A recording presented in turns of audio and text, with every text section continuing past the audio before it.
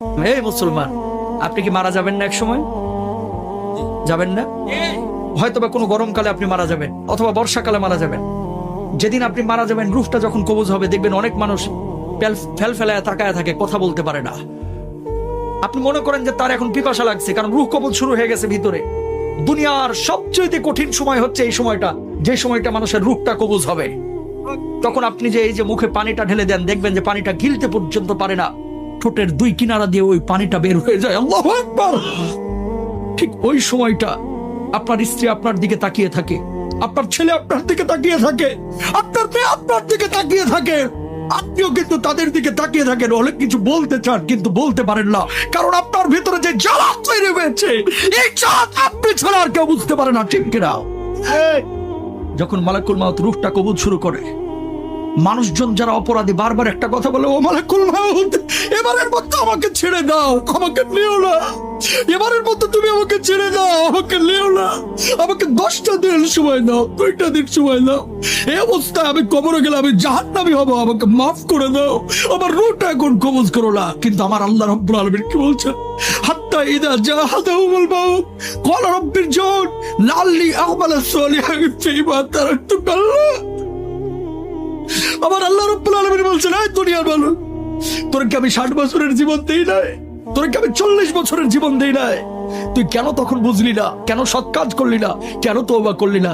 ও মুসলমান, এই রূহ কবজের সময় কষ্ট যন্ত্রণা আপনার আমার হবে না, এই গ্যারান্টি আপনারা দিয়েছে কে? যন্ত্রণা। আল্লাহর নবীর যখন রূহটা কবজ করা হচ্ছে, নবীজির কপালটা বারবার ঘেমে যাচ্ছে। আম্মা যারা আয়েশা বলতেছেন, ইয়া রাসূলুল্লাহ, আপনার কপালটা ঘেমে যাচ্ছে কেন? আল্লাহর নবী বলছে, আয়েশা, আমার বুকের উপরে যেন উহুদ পাহাড়টা চেপে ধরা হয়েছে। আল্লাহু আকবার। আল্লাহর নবীর যদি এই অবস্থা হয়, আপনার আবার অবস্থাটা কি হতে পারে?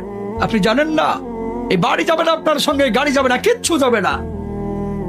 আপনি মারা যাবেন, ব্লেড দিয়ে আপনার জামা কাপড়গুলো কেটে খাটিয়ার উপরে আপনাকে রেখে, সন্তান সন্ততি বা আত্মীয় স্বজন বন্ধু বান্ধব ঘর থেকে লাশটা বাইর করে ওই বারান্দায় রেখে দেবে, অথবা উঠানে রেখে দেবে। আপনার নাম ছিল আব্দুল কুদ্দুস, আব্দুর রহিম, সালমান, সাদমান, কত ভালো ভালো নাম। এখন কেউ আপনাকে নাম ধরে ডাকবে না, এখন আপনার নাম হয়ে গেছে লাশ। আপনার নাম কি? ওই মুয়াজ্জিন সাহেব মাইকে যে ঘোষণা দিবে, সেদিন আপনার নামের শুরুতে একটা ডিগ্রি লেগে যাবে, ডিগ্রি। সেদিন আপনাকে আর বলবেন আব্দুস সালাম সাহেব দুনিয়া থেকে বিদায় নিয়েছে, বরং বলবে মরহুম আব্দুস সামাদ আজকে দুনিয়া থেকে বিদায় নিয়েছে।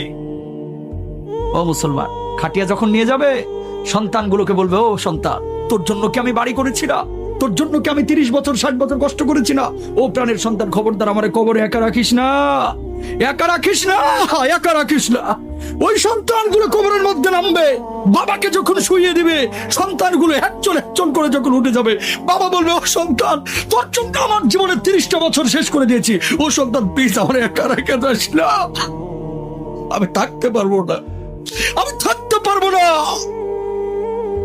একজন করে উঠে যাবে। বাঁশগুলো যখন কবরের উপরে দেওয়া হবে, আপনি আকাশের দিকে তাকিয়ে থাকবেন কিন্তু কথা বলতে পারবেন না। বুক ফাটা আর্তনাদ, কলিজা ফাটা কান্না। সেদিন আপনি কাঁদবেন কিন্তু কেউ শুনবে না। সন্তান একজন করে উঠে যাবে।